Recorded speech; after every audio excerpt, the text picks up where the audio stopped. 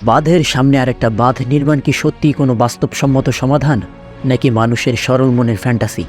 এই মুহূর্তে সবচেয়ে বেশি যে দাবিটা আমার চোখে পড়ছে সেটা হলো বাঁধের সামনে আরেকটা বাঁধ নির্মাণ করেন, যত টাকা লাগে দেশের জনগণ দিবে, প্রবাসীরা দিবে। ইন্ডিয়া বাঁধ খুলে দিলে আমরা আমাদের বাঁধ বন্ধ করে দিব, বন্যার পানি আবার ভারতে চলে যাবে। শুনতে খুব মজার মনে হলেও ব্যাপারটা কিন্তু এত সিম্পল না। নদীর ধর্ম হচ্ছে উপর দিক থেকে নিচের দিকে পানি চলে যাওয়া। তাই আপনি বাংলাদেশে অংশে একটা বাঁধ নির্মাণ করে দিলেই নদী যে উল্টো দিকে প্রবাহিত হওয়া শুরু করবে, এটা সম্ভাবনা কিন্তু খুবই কম, এক প্রকার নেই। এক্ষেত্রে দুইটা জিনিস হতে পারে। এক, নদী ব্যারেজের আশেপাশে আরেকটা অল্টারনেট রুট তৈরি করবে, মানে নদীর আশেপাশে আরেকটা জোল বা একটা জায়গা দিয়ে ভেঙে চুরে পানি চলে যেতে থাকবে, কিংবা নদীর পানি বাঁধের একদম আপ স্ট্রিমেই জমা হতে হতে একসময় বাঁধটি ভেঙে ফেলবে।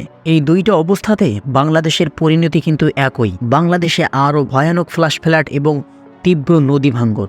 দ্বিতীয়ত, যদি বাংলাদেশ আর একটা বাঁধ নির্মাণ করে তাহলে খুব ভালো সম্ভাবনা আছে বাংলাদেশ পুরোপুরি মরুভূমিতে পরিণত হবে। কারণ তিস্তা নদীর উপর ভারত যে বাঁধ নির্মাণ করেছে সেটার নাম হলো গাজলদোবা বাঁধ। তার একটু ডাউন স্ট্রিমেই, মানে একটু নিচের দিকে বাংলাদেশের নীলফামারীতে তিস্তা নদীর উপরেই রয়েছে তিস্তা বাঁধ। এই তিস্তা বাঁধ উত্তরাঞ্চলে মঙ্গা মোকাবেলায় খুব উল্লেখযোগ্য ভূমিকা রাখলেও এত অল্প দূরত্বে দুইটি বাঁধ নদীর ডাউন স্ট্রিমকে, মানে নদীর নিচের দিকে একদম ধুধু বালুতে পরিণত করেছে। তাই আপনি যদি অপরিকল্পিতভাবে ইন্ডিয়া সব ট্রান্সবাউন্ডারি নদীর বাঁধের সামনে আরেকটা বাঁধ নির্মাণ শুরু করেন তাহলে খুব ভালো সম্ভাবনা আছে বাংলাদেশ পুরোপুরি মরুভূমিতে পরিণত হবে। তাহলে কি এর কোনো সমাধান নেই? অবশ্যই আছে। প্রথমত, ভারতের উপর কূটনৈতিক চাপ প্রয়োগ করে অতি দ্রুত পানি বন্টন চুক্তি করতে হবে। মনে রাখতে হবে, ভারত বাংলাদেশের বর্ডারে 30টার মতো বাঁধ নির্মাণ করেছে, অথচ এক ফারাক্কা বাঁধ ছাড়া আর কোনো বাঁধের সাথেই পানি বন্টন চুক্তি বাংলাদেশের নেই। তাছাড়া কোনো প্রকার গাইডলাইন ফলো না করে এক রাতের মধ্যে বাঁধের সব কয়টি দরজা খুলে দেওয়ার মতো জঘন্য এবং ঘৃণিত কাজগুলোকে জবাবদিহিতার আওতায় আনতে হবে। দ্বিতীয়ত, সেচ প্রকল্প বা মেগা স্কেলে রিজার্ভার প্রকল্প হাতে নিতে হবে। খুব সহজ ভাষায় যদি বলি, নদীর প্যারালালে একটা কৃত্রিম খাল রিজার্ভার খনন করে রাখবেন। বন্যার সময় নদীর পানি উপচে এই খাল রিজার্ভারে জমা হবে, যা খরার মৌসুমে চাষাবাদের কাজে ব্যবহার করা যাবে। তবে এক্ষেত্রে ফসলি জমির উর্বরতা কমে যাওয়ার খুব ভালো সম্ভাবনা রয়েছে। দেখেন, বাংলাদেশের মাটি উর্বর না হওয়ার সবচেয়ে বড় কারণ হচ্ছে বন্যার সময় পানির সাথে চলে আসা পলি।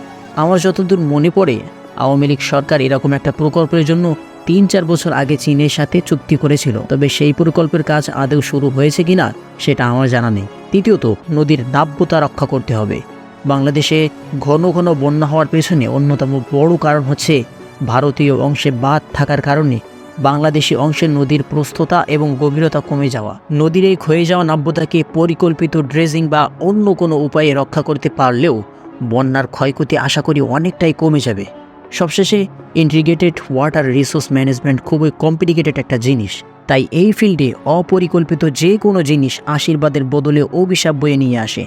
অতীতে বাংলাদেশের উপকূলে অপরিকল্পিতভাবে পোল্ডার নির্মাণের মাধ্যমে লবণাক্ত বাড়িয়ে ফেলার নজির রয়েছে। তবে বিপরীত চিত্র রয়েছে কিন্তু নেদারল্যান্ডে, যারা সফল ইন্টিগ্রেটেড ওয়াটার রিসোর্স ম্যানেজমেন্টের মাধ্যমে নিজেদের ইফেক্টিভ ল্যান্ডের পরিমাণ 20% পর্যন্ত বাড়াতে সক্ষম হয়েছে।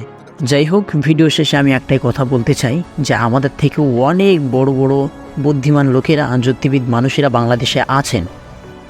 আপনারা সকলেই এক জায়গায় বসে ভালোভাবে একটা সিদ্ধান্ত নেন যে কোনটা করলে বাংলার জনগণের জন্য ভালো হবে, বাংলাদেশকে কীভাবে বাঁচানো যাবে, কোনটা করলে সেটাই আপনারা করেন। এটা আমার আহ্বান এবং আমি মনে করি এটা সকলেরই আহ্বান।